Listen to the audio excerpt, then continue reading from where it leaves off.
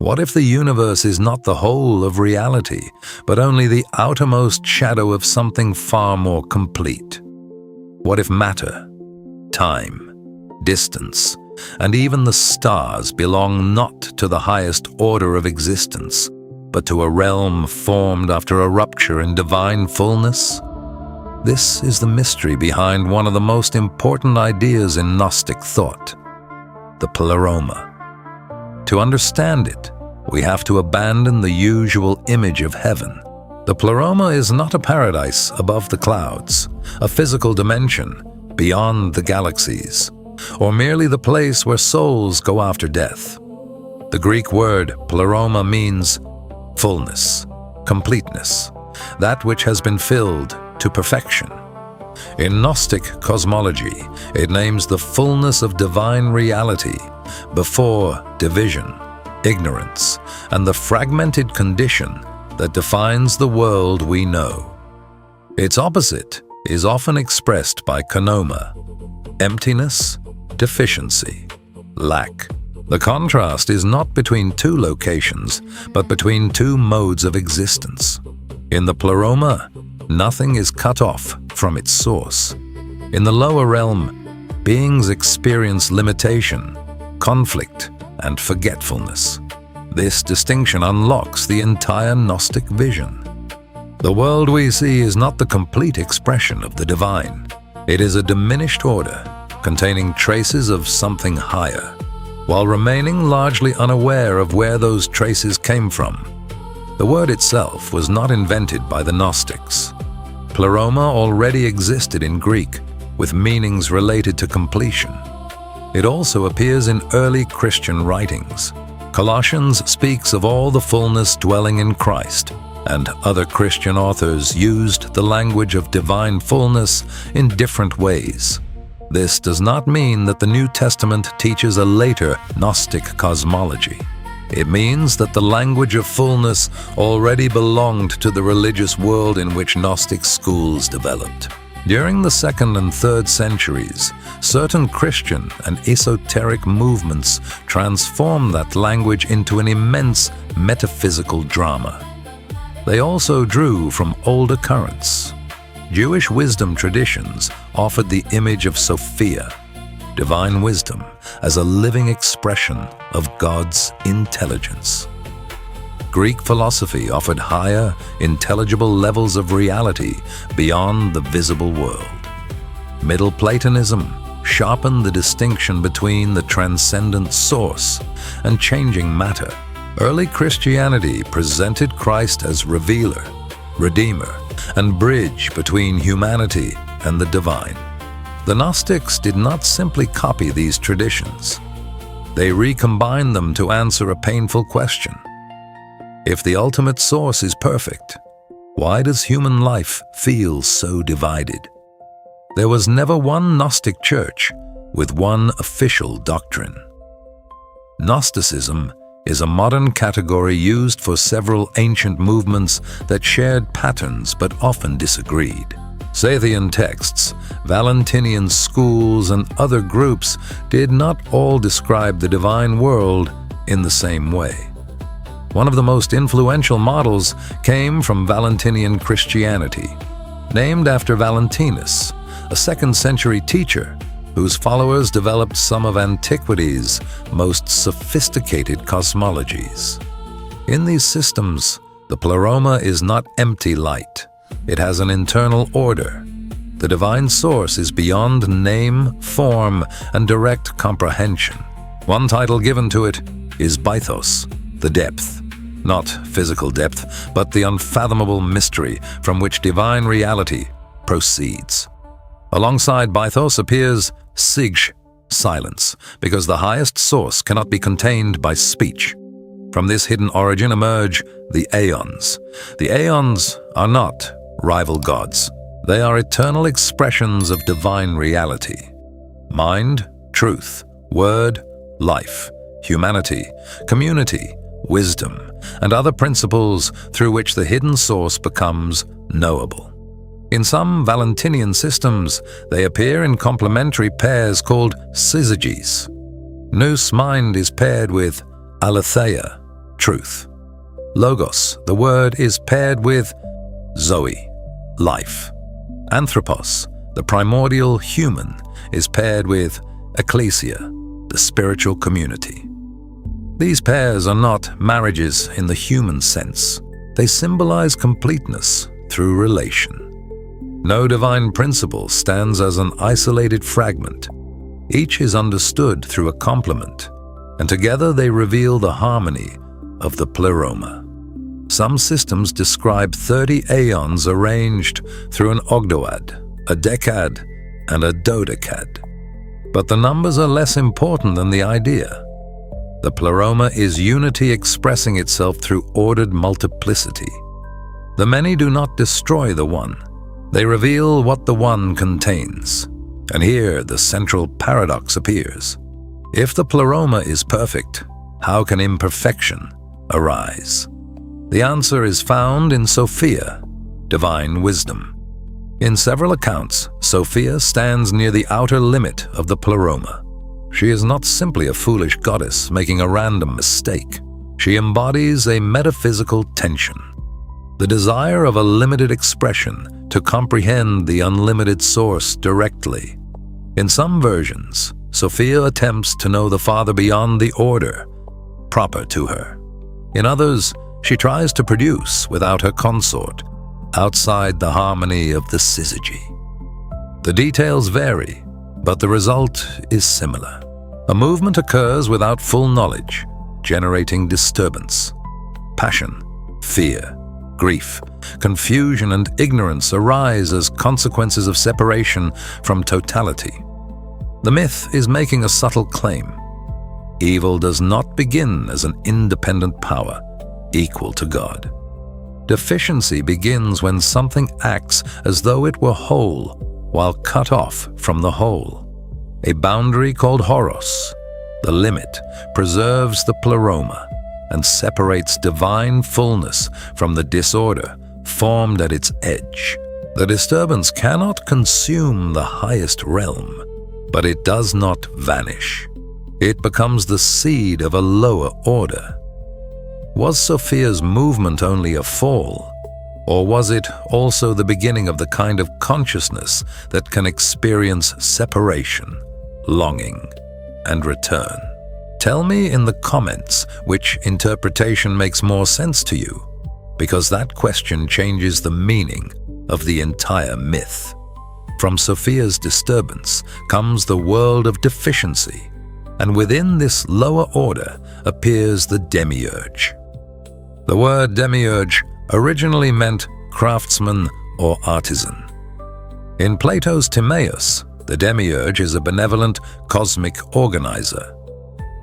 Many Gnostic texts transform the figure into a ruler who organizes the lower cosmos without knowing the reality above him. He is powerful within his domain, but ignorant of the Pleroma. In some myths, he looks at the world he has formed and declares that he alone is God. To the Gnostic imagination, this is not ultimate divinity speaking. It is a limited ruler, mistaking the boundaries of his perception for the boundaries of existence. Before we continue, I have prepared something special for you that could make a real difference in your studies.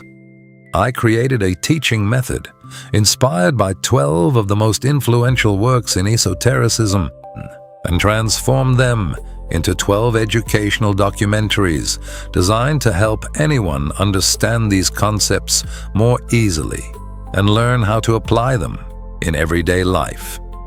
You will also receive a complete collection of supporting materials, including your own personalized AI agent.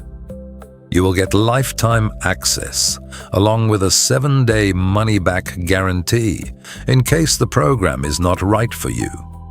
Get access now through the first pinned comment or by scanning the QR code on your screen.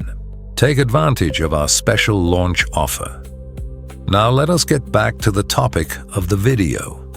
The Demiurge should not be reduced to the devil. In some systems, he is arrogant and hostile. In others, he is merely blind, a cosmic administrator who does not understand the source of the powers working through him. His deepest flaw is often not cruelty, but ignorance. Around him appear the Archons, rulers associated with the structures governing the lower cosmos. They represent limitation, fate, psychic constraint, and spiritual sleep. Some texts portray them almost as cosmic bureaucrats, others as hostile powers seeking to keep humanity in forgetfulness. Not every school tells the story identically. The Apocryphon of John, often associated with Sethian tradition, presents a dramatic version of the ignorant creator and his rulers. Valentinian accounts can be more nuanced. The names may overlap, but the architecture is not always the same. Now the story stops being only about distant aeons and becomes a story about us. In many Gnostic systems, the human being is a meeting place between two worlds. The body belongs to material order. The soul belongs to emotion, identity, movement, and moral choice. But within the human being may also be pneuma, spirit, a participation in the higher reality from which consciousness ultimately comes. Valentinian teachers sometimes distinguished among Hylic, psychic, and pneumatic orientations. The Hylic life is bound to matter. The psychic life is capable of faith, morality, and devotion. The pneumatic dimension is capable of recognizing the hidden origin beyond the cosmos. These categories have often been treated as a spiritual caste system. A more useful interpretation is to see them as modes of consciousness that may exist within the same person. There are moments when we live as though only matter is real. There are moments when we are moved by conscience, beauty, and meaning. And there are rare moments when something in us seems to remember a reality we cannot explain. Almost everyone has known one of those moments. A night beneath the stars when ordinary life suddenly feels too small. The death of someone we love, when everyday language becomes inadequate. A dream that feels more real than waking life. A silence in which we sense that we have forgotten something essential, even though we cannot name it. The Gnostic myth does not prove what these experiences mean, but it gives them a language. It says that the feeling of exile may not be meaningless. The longing for wholeness may be a trace of wholeness itself. This trace is often called the divine spark, but it is not necessarily a tiny object hidden inside the body. It is a symbol of participation. Something in the human being belongs, in principle, to a level of reality the material cosmos cannot fully explain. The human problem, then, is not only sin in the moral sense, it is ignorance of origin. And this is why Gnosis is central. Gnosis does not mean collecting obscure facts or memorizing secret names. It is direct, transformative recognition. It is the moment when the human being knows not only that a higher reality exists, but that the deepest part of the self is related to it.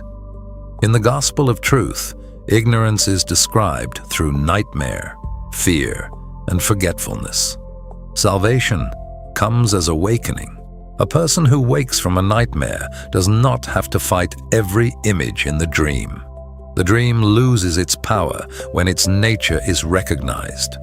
Liberation, then, is not merely escape from a location. It is seeing through a false identity. In Valentinian Christianity, Christ is the revealer who restores knowledge of the Father and heals the rupture produced by ignorance.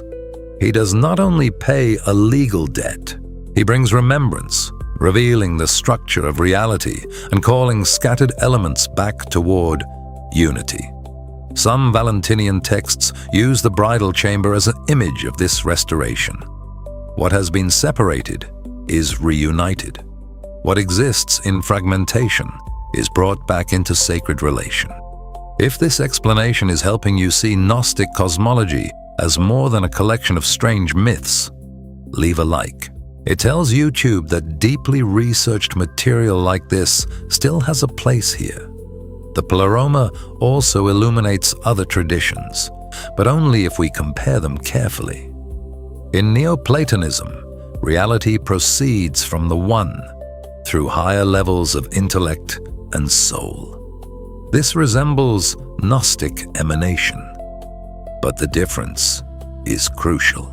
Neoplatonists generally saw the cosmos as an ordered expression of higher principles, not as the result of a rupture in the same way many Gnostic myths do. Plotinus even criticized certain Gnostic groups for dishonoring the cosmos and multiplying the intelligible world into elaborate mythic beings. His criticism shows that Gnosticism and Platonism were close enough to debate, but different enough to remain rivals. The Pleroma is also compared to the Kabbalistic Ein Sof and the Sephirot. Structurally, both traditions relate an incomprehensible source to patterns of divine manifestation. But they are not identical, and the historical order matters. Medieval Kabbalah developed centuries after the classical Gnostic movements. The Tree of Life is not simply a Jewish version of the Pleroma. Hermetic texts likewise describe the human being as possessing a higher origin and the capacity to awaken through divine mind. Yet Hermeticism often views the cosmos more positively as a living expression of divine order. Many Gnostic systems remain more suspicious of a world mixed with limitation and ignorance. Later movements, from Theosophy to modern occultism, reinterpreted Gnostic symbols as maps of initiation and consciousness. Carl Jung also read Sophia, the Demiurge, and the divine spark as images of inner psychic processes. But Jung did not simply recover ancient Gnosticism. He transformed it psychologically, while ancient Gnostics were speaking about what they believed to be the real structure of existence. The Pleroma can therefore be approached in several ways. It may be understood as a literal spiritual reality beyond the material cosmos, a philosophical model of how multiplicity emerges from unity, a map of consciousness in which Sophia's fall represents fragmented awareness, or a religious myth of exile, remembrance, and return. These readings do not have to cancel one another. Sacred myths often endure because they operate on several levels at once. And now we can return to the question from the beginning. What if the universe is not the whole of reality? For the Gnostics, the answer was not simply that another world exists somewhere far away. The deeper answer was that visible existence is incomplete because it is experienced in separation from its source. The Pleroma is divine fullness, the realm of the Aeons, the origin of spiritual intelligence, the reality in which nothing exists as an isolated fragment. The lower cosmos is marked by division, ignorance, and forgetfulness. The human being stands between these conditions, carrying both the weight of limitation and the capacity to remember. That is why the myth remains powerful. It transforms spiritual alienation into a cosmic narrative. It says that the ache for meaning is not necessarily a weakness. It may be the echo of a deeper order, the memory of wholeness speaking through a fragmented world.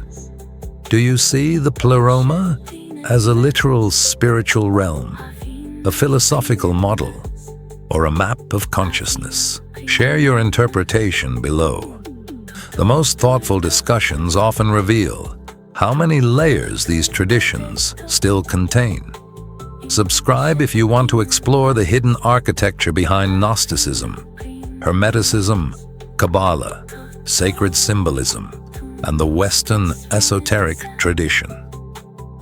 Like this video, share it with someone who has ever felt that the visible world cannot be the whole story, and continue with the playlist that will appear on the screen in just a moment.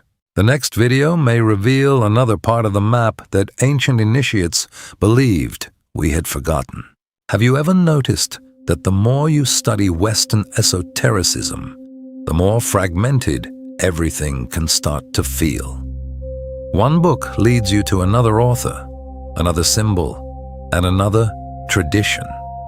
Before long, you have a growing collection of videos, PDF files, and notes, but no clear understanding of how everything fits together. That is exactly why Esoteric Atlas, 12 Classics Decoded, was created. It is a documentary-style self-study program that guides you through 12 foundational works by Aleister Crowley, Helena Blavatsky, Eliphas Levi, Manly P. Hall, Dion Fortune, and Israel Regardie. Each 45-minute lesson follows the MAP method. First, you map the author and the historical context.